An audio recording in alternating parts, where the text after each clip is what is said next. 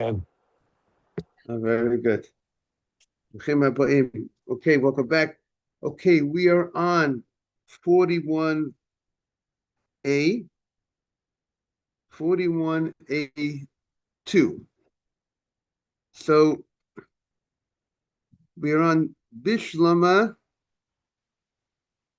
We'll go to Amar. So the rabbi said he wants, before he was going to the land of Israel, 3 lines from the top in the art scroll, 41A2, right? The rabbi, he said, he's going to the Holy Land of Israel. He wants to hear another law from his rabbi. He wants to take 41A2. You're going to the land of Israel. What do you want to take with you? So people take some money. You got to take cash, right? You need some cash to go to Eretz Israel, to spend in Israel, to buy some stuff, right? But what did he want to do before he goes to Eretz Israel? He wants to hear another teaching from his rabbi before he goes. So he goes and he says, he says, I'm going to go and hear something from my rabbi, and then I will, I'm going to go I'm going to come home and I'm going to leave to go to the Holy Land. Okay. Azal ashkechei dekoi bani. He met his rabbi. You have it, Ben? 3 line 41A2 in the art scroll. It's in the Hebrew English, about 5 lines from the top. And he found his rabbi, Beibani. He found his rabbi pointing at him in the bathhouse, standing in the bathhouse. 41A2. And he told his attendant, right? The rabbi had an attendant, someone helping him out in the bathhouse, or the rabbi. But here usually the rabbis, the bigger the rabbi, a lot of times we have the rabbi has a gabbai, someone who attends them, helps him whatever he needs. Doesn't not necessarily the rabbi has to be old to have that attendant, but just it's honorable you have someone to help you, right? So he told the attendant, Havili neter, Adam, it's about 8 lines from the top in the English. Havili neter, bring me some soap, and Havili masrik, and bring me a comb. That's what he told him which would seem to be a mundane request. You know, he wants soap and he wants a comb. And then he said to the attendant, Pitchu pumaychu.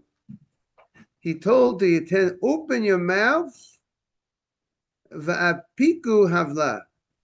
Open your mouth so that you'll inhale the steam, and then you will sweat, and then as a result of that, you will give out your heat. We'll see more. We'll see about that soon. But what was his intention? Again, he told them, open your mouth, inhale the steam. You're in a bathhouse. There's a lot of steam going on in the bathhouse. Inhale the steam. You inhale the steam, you sweat, and then you'll give off heat. The ishte maya bani, and you should drink from the water that's in the bathhouse. Meaning to say that even if you have no other water, if you have no other water to drink from, you should, when you're bathing in hot water, you should drink some hot water, even if the only hot water that's available was heated for the baths. You should drink. There's an importance of drinking hot water. And V'ama and Rav Zera, who came to the rabbi to observe the rabbi, but he wanted to hear what the rabbi has to say to catch something before he goes up. He made the following remark upon hearing these things that the rabbi said to his attendant. He said, if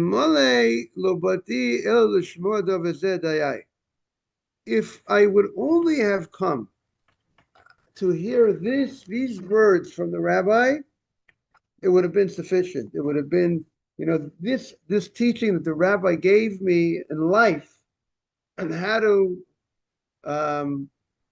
in these ideas of what he said about the comb and the soap and the drinking of the water,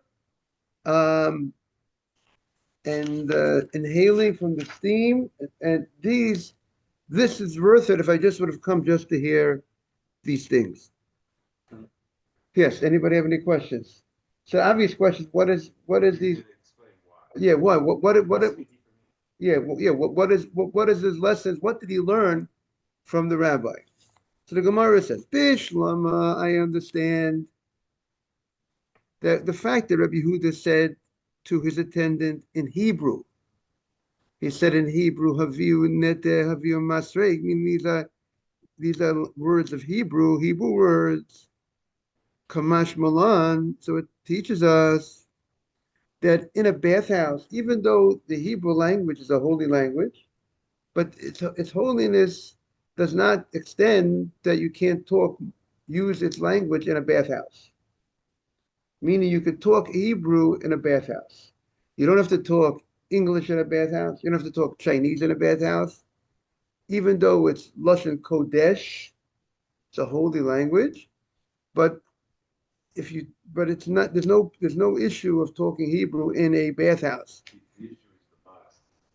The issue is modesty, and the issue is Torah in the bathhouse. But both modesty, meaning you can't talk Torah, even if you talk in Chinese. If you talk in Chinese in the bathhouse Torah, by the way, I know someone who speaks Chinese, but many of us do, most probably today's day and age. But you can't talk that in the bathhouse. That's because maybe that's also an indication. Maybe in today's day and age, there's a lot of people that they think their religion is Hebrew. They talk Hebrew, but they don't walk the walk. They maybe they talk the talk, they talk the Hebrew, but they don't act what Hebrew language is. They're not acting holy. You know what I'm saying? So people get caught up in the language and they don't get caught up in the content. You hear that, Mark? So that's I hear you. so all those Israelis that are not religious, they shouldn't. We have to help them out. So Gemara says, Kamash Malan, he's teaching us Dvarim shel chol, mundane matters like bring me a comb, bring me soap. Mundane matters, mutar la'omram bilshon hakodesh. You can even talk in the holy language. You could even say it in Hebrew in the bathhouse.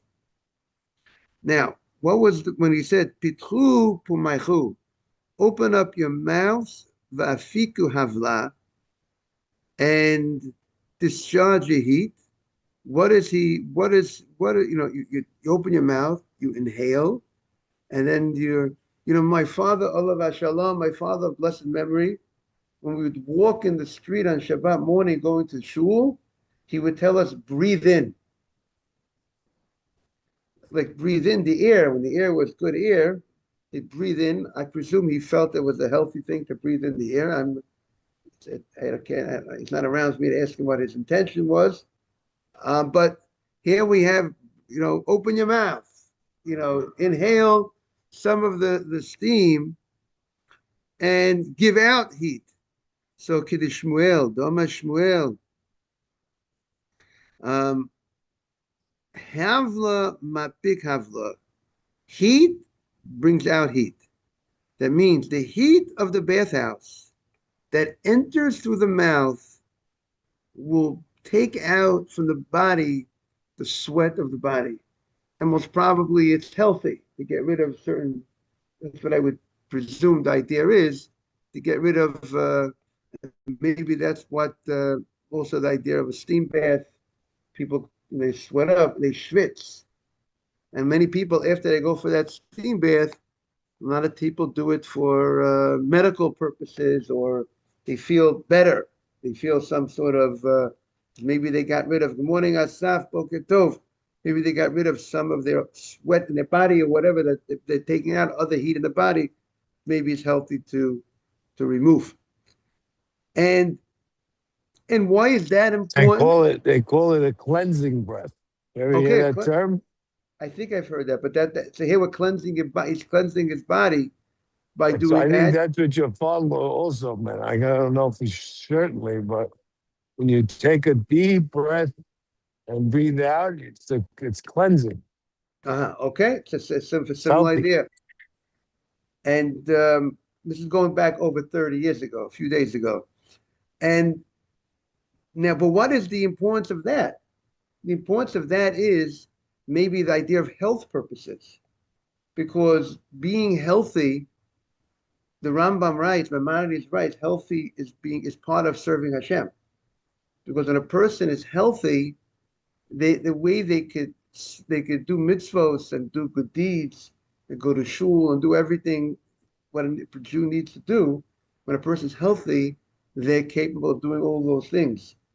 Chas v'sholom, when a person is not healthy, person leads a style of life which is not a healthy lifestyle.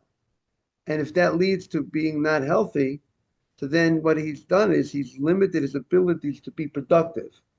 How do you like that, Adam? And therefore the Rambam writes a whole diet, right? He writes a whole diet, and so I presume that's connected to that point that the Rambam very states of being healthy is darchei Hashem. It's part of way of serving Hashem is being healthy. So therefore, maybe that's why he feels I learned something very good from my rabbi, because my rabbi gave me a tip on health, on this breathing in and breathing out, or whatever, breathing in, taking in the steam, and then letting it go out, the sweat, and that's important for me to know because health reasons, and therefore the rabbi was concerned, wanted to make sure that the attendant did that. Right? He told the attendant, I want open your mouth. The rabbi's not just interested in his own health, he's interested in the health of others. So therefore he said that statement. Okay. Ella, ishtu maya debate body. Drinking the waters, he said you're taking a hot bath, you should go ahead and drink the waters, even if the only hot water you got is from the bath. My maluta, what is the benefit of that? And again, if there's a benefit for you to drink from the hot water when you're taking the hot water bath, so it makes sense why the rabbi is going to tell you. If there's a health benefit, the rabbi's interested. The rabbi is not just interested in your spiritual welfare, it's interested in your physical welfare, and your physical welfare is really part of your spiritual welfare as well, right? You know, there's a siman in Shulchan Aruch that states all your actions are supposed to be l'shem shemayim. Whatever you do, you eat, you drink, you sleep, you need all that. You need to sleep to have the strength. You need to eat to have the strength. You need to drink. So therefore, your mundane, your physical needs could be connected, could be turned into a mitzvah. So if a person goes to sleep at night with the mindset, I'm going to sleep with the intention to have strength, to be able to come to learn in the morning, to daven in the morning, to do mitzvot in the morning, but that to be emotionally properly balanced. And if I could deal with life properly, so that you turn into a mitzvah in a certain sense. So that's so we see how the mundane, so to speak, is connected to a mitzvah. So the Tanya, so the Gemara wants to say, you know what? You want to know what's the benefit of drinking that hot water? We have a Braita. The Braita says, here we have a Braita, a statement, a teaching of the rabbis, and it's going to tell us about eating, drinking, and these type of concepts, because it's important for us to know how to be healthy. Someone who ate v'lo shata, someone who eats and doesn't drink. So here the Gemara is a very big advocate of that. When you eat, you have to also have liquids. You have to have liquids to wash down the food. Eating without drinking is not really healthy. The Gemara says, achiloto dam, its eating is blood, v'zehu tchilat chole mayim. This type of eating without drinking leads to stomach issues. That's what the Gemara, the beginning of, they call it intestinal ailments. I wonder if Rambam brings that down. Yeah, he might bring. I wonder if he brings that down. Is there any letter over here? No, we have to look at. Oh, here it is, Gimel. Yeah, Rambam.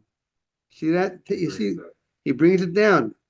Very good, I Adam. didn't realize a lot of his stuff on that is actually from the Gemara. From the Gemara, you understand? A lot of it, it's from his studies. Yeah, but you see, it's so sourced. Some of it is sourced in the Gemara. Yeah, That's how. definitely the walking afterwards. I remember that from. He definitely brought that part down. So then we're gonna get it right now. We're in the morning mark. Fascinating Gemara mark, right? So stay healthy, very important.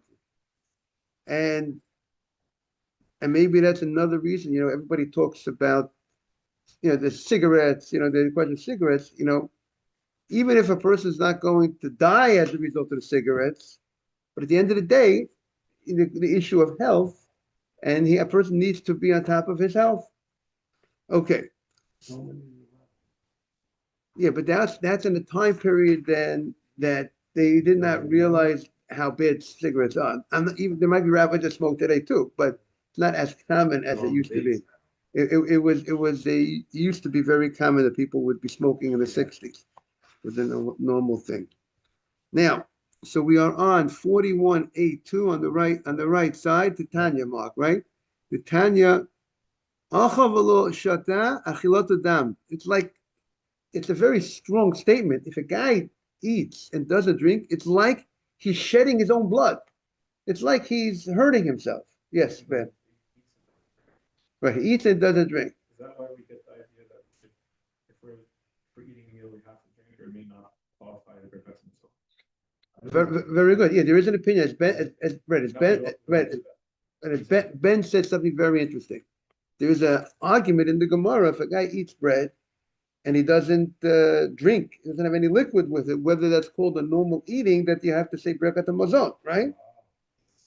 So maybe it's tied, because maybe the connection could be because that's not called an eating. It's not a normal eating, and maybe that indicates that normal eating is to have some drink.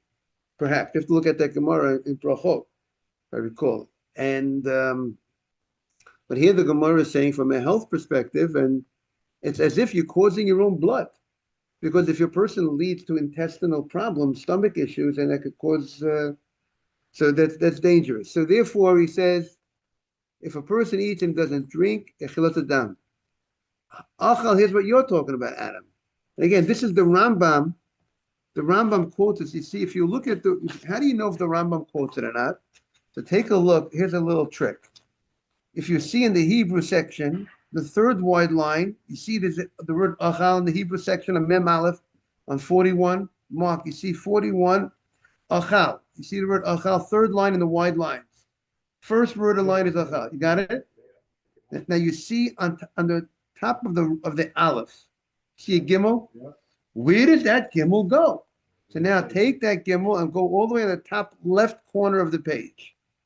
It's called Ein Mishpat Ner Mitzvah. You see Ein Mishpat Ner, top left, you got it. Mark got it, right? Adam, you got it? That's called the eye of the law. Before computers, before this rabbi told you wherever the Gemara quotes something, where this is found in the Maimonides, in the Rambam, where it's found in Shulchan Aruch, he tells you where he does the homework for you. So this was a gimel. So look at gimel. That's Alamet Aleph. That's a gimel. You see 31. Maimon, the Mem Yud stands for Rambam, was Moshe ben Maimon. Perek Dalet, that stands for chapter 4. Mehilchot Deot, the laws of Deot, Halacha Bet. That's where this statement is found about the importance of drinking after you eat. That it should be connected to your eating. So this different people agree. Mem Yud is just The Mem Yud is Rambam. Mem Yud is referring to the Rambam. Because this commentary on top references where it's found in the Rambam, where it's found in the Shulchan Aruch, where it's found in the Smag. So he's telling you where this is. Maybe it sounds like this might not be brought in the Shulchan Aruch itself, but it's found in the Rambam. Take America help. Right, exactly. Okay. So now let's continue back into Gemara. Achal v'lo halach. Arba amot. The person eats and he does not move. Now it doesn't mean I don't think you should run after you eat, but you should walk. What? 4 amot is not right. 4 amos is 6 to 8 feet. What is nothing? But But if a person just eats and just sits, eats and he doesn't get up, he just stays in the same place. So the Gemara says, Achilato markevet. His eating the food, let's say, rots in his stomach. It doesn't. It doesn't dissolve properly. It doesn't digest properly. If a person could eat by walking, by making some movement, helps the digestive system, gets things going. So therefore, now the Gemara continues. If you go ahead and hanitzrach, and also v'zehu tchilat reach ra. This causes the beginning. This causes a bad odor, bad breath, as a result of that. Not walking causes bad breath? By not walking after you eat, so you didn't move the food around enough, and therefore It's the breath or it's the sweating that's the odor? here it's the reach. No, they say. But is it coming out as your breath? Or Yeah, is it yeah, coming yeah, out yeah. No, they say from the mouth. Okay. They say from the commentary here it says from the mouth. It's not clear, but it says from the mouth, right? So Rashi said, by the way, Adam. It says, Rashi. it says that this is the beginning of a perspirational odor. Where are you reading? In the English, That's interesting that they translated that. and in the footnote too, see? Here. No. Look, Adam, too far down. maybe you're too far. Oh, You're the next one. you're jumping ahead of yourself. This is bad breath. Hanitzrach kavav. You see, people think in the old days they weren't worried about bad breath. They think everything is different today. It's not true. They were worried about bad breath 1,000 years ago. They were worried about bad breath. How do you like that? Now, hanitzrach kavav. The person needs to go to the bathroom. Now, first of all, if a person needs to go to the bathroom, they need to go to the bathroom. They're not supposed to delay going to the bathroom. That's a different halacha. But here, the Gemara is going to say that there's a different problem. If he needs the bathroom and you eat, and the achal and he eats, domeh letanur, it's like an oven. Shesiku, how did you heat it up?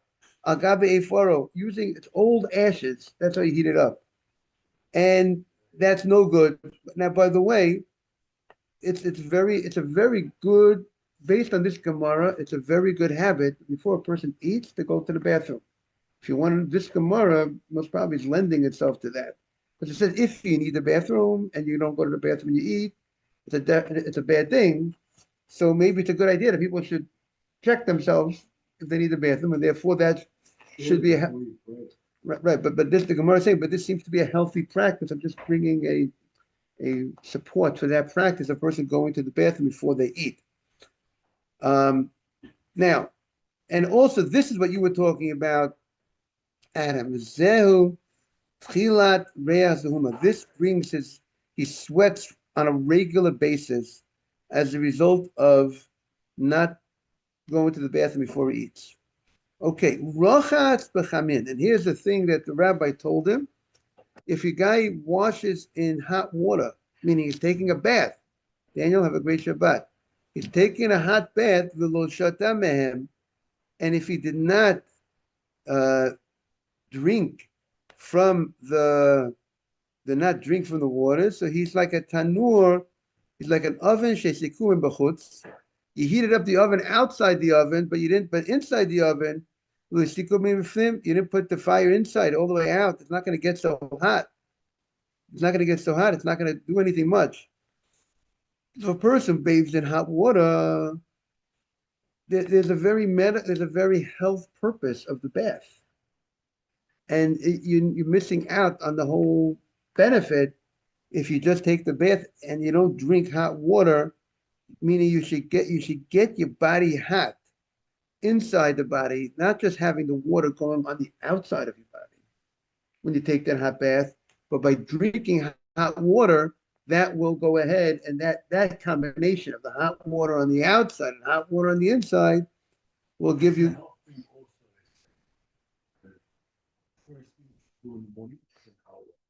Not tea, not coffee, hot water. Because your intestines and the whole digestion overnight, it has all kinds of fluid, like in your mouth, not just your mouth. Brings it up.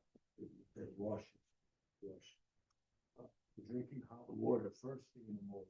Okay, It's very very good. So that's the source for what the Gemara, for what why the rabbi said what he said, to drink from the water. Now, so the Gemara continues. Rochatz bechamin.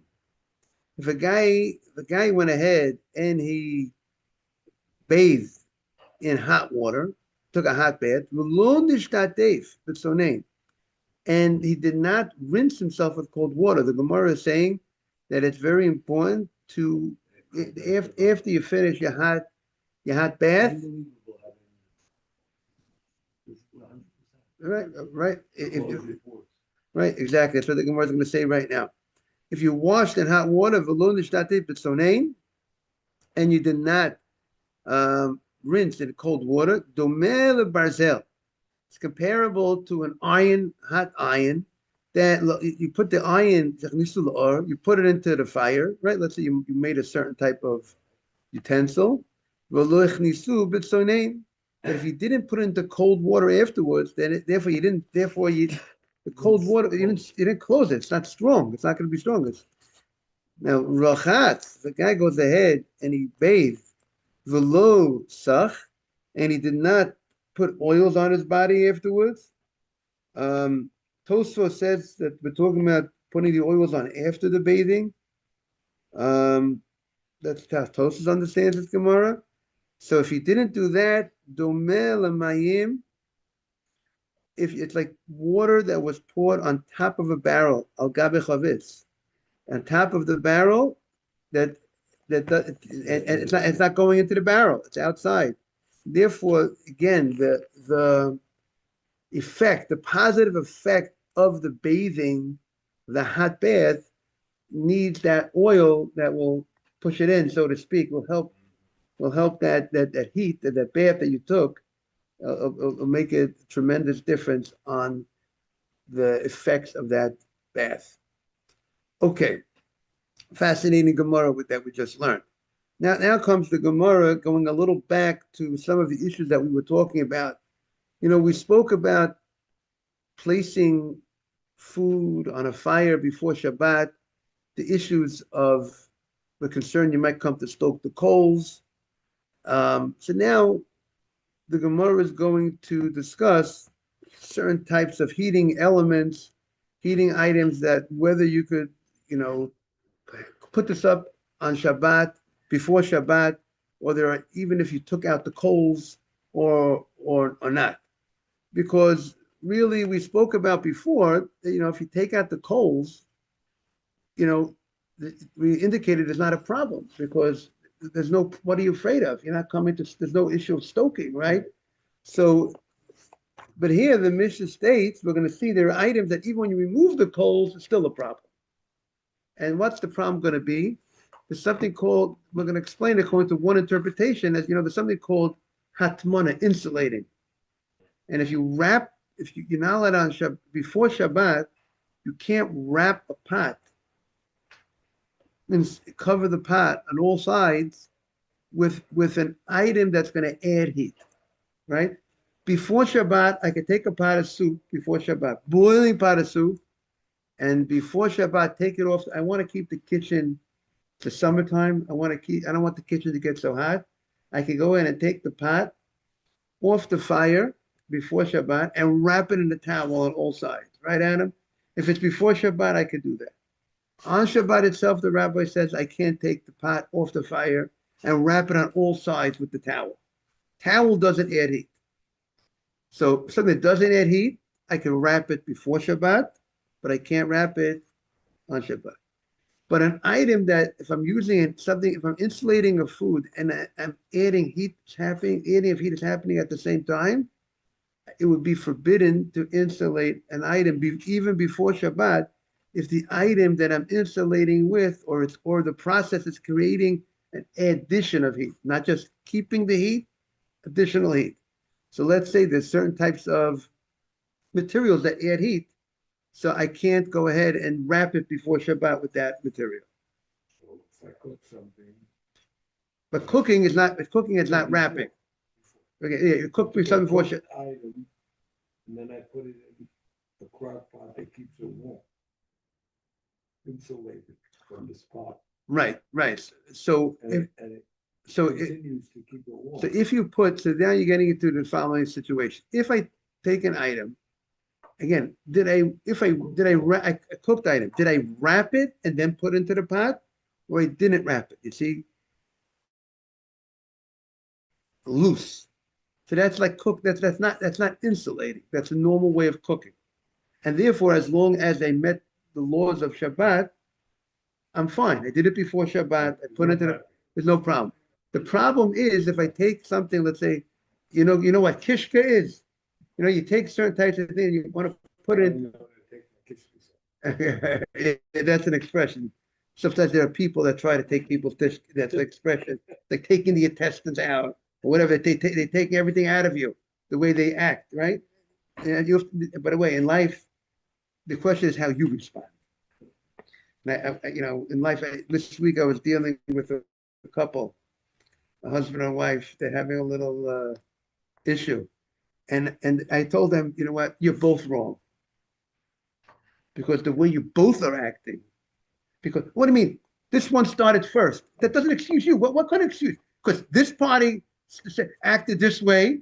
Okay, they started first. That gives you a license, a green light to act inappropriately also? What kind of, it doesn't work that way. You have to guard your tongue. She has to guard her tongue. And it doesn't make a difference who starts, who says first. You have to control how you respond. And that's what people make that big mistake, and they think because the other one started. That's the same thing in life. When someone's trying to take someone's kishkas out, your job is, when they're being tough and rough on you, how you respond. They're wrong. They say keep your side of the court. Keep your side. Of the court, like in tennis. Oh, You clean your side, I clean my side after we play. So you gotta keep your side of the street, your side of the court. and if he's not clean, I have to be That's clean. his- That's That's his problem. That's just I'm not My gonna. side's clean. Right, exactly. And that is life. And with so many people, it was amazing how this person in the conversation, like, gives themselves that allowance. If the first person started, I have right to escalate. I have right to say, I have right to respond. And inappropriately. Back to your kids. Back to the kishka, back to our Gemara. So now we were saying, now back to the kishka. Thank you. Can I wrap kishka in aluminum foil before Shabbat? Place it into the pot before Shabbat. Now, Tricky. so what now? It's tricky. That's a tricky question. Why is that tricky? Because I covered the food on all sides, and it's in a pot, and there's added heat because I put on the fire. So that really falls into this category. Exactly. But also, if you line the pot, this is also the concept of lining Right, the pot with aluminum foil. right, but you're not putting that around the food itself, right? Right, it's around the pot. But here, when you're wrapping the food itself, it's not the food. It's another layer of the pot. But it's not. But it's a good point. But it's not the food, and that is not really so. I don't know if I see that as a connect. Thank you, Ben, for joining. Yes, you know what I'm saying? I don't know if I'm right. I don't know if that's enough. I wouldn't call that insulation. But this is a question. The kishka is a real question. So there are those that allow it. Why? Because why are you wrapping? There are those. I'm not giving you a halachic ruling here. I'm giving you, ideas to talk about. To think of it. Yeah. There are those that say that why are you wrapping the kishka? Are you wrapping it to insulate it? Or are you wrapping it so it shouldn't fall apart? Something like that. Meaning, so there are those that say that since if you're digging, why are you wrapping? You don't care to have the kishka. You're not looking to insulate the kishka for the sake of insulating and keeping it hot. Your reason why you insulate, if you're wrapping the kishka, but you're putting it in the pot to keep it up, but you're not wrapping it in the aluminum foil before Shabbat for the purpose of because I need this insulated. My intention is to insulate it. My intention is to just keep it that it shouldn't fall apart. So therefore, when I recall discussion about it, there are those that might be lenient and say that doesn't fall under the category of insulation because that's not your intent. If your intent would be for that purpose, you want to insulate it and keep the heat of the kishka. What? It's not about the way it looks. That's right. So you're that's but maybe that's right. I see an aluminum foil and it was wrapped on also right, and it was in the pot before Shabbat, and I take it out. It looks like look at it. Right. So the question is, would they look at it in that level? Would they be as concerned? Watching, once you have people start watching what someone's doing, things unravel. Right. It's a good point. It's a good point to yeah. Yeah, because yeah, that's true. But we found talking about that, we found that's the case. Why I can't on Shabbat, why can't I go ahead and take a food that's fully cooked and put it on the fire? A salad that's fully cooked on a direct fire. Why can't I do that on Shabbat? It's fully cooked. It's not going to cook again. It's not as liquid that was strict that may subject to another cooking because it looks like I'm cooking. If you take a food fully cooked, piece of chicken, and you put it on the fire on Shabbat, I'm not cooking. It's already cooked, but it looks like cooking. That's the classic case that we were talking about. We spoke about the shower situation. Remember when you and your wife, we have to compliment your wife on that. Do you remember? Okay, very good. Okay, I want to wait. Time flies when you're having fun. Now, you too. Now, the fact that Monday is President's Day, I presume it's on regular schedule, everybody? Yeah. We'll see what they say. I Yeah. feel like they could go either way. Yeah, but President's Day is, I don't think it's as big as Thanksgiving and, No, it's New Year's. yeah, The President's Day, I mean, I'm afraid they want to change it if work is canceled, so we'll see what they say. We'll see. I think they're gonna keep it. Oh, they're gonna keep it? I Okay. think, no, they didn't announce it. They had a whole thing that they don't wanna change anymore for the public holiday. Oh, that applies across the board. I think so. I mean, we'll see. Okay. Okay, New Year's was the first time I noticed that.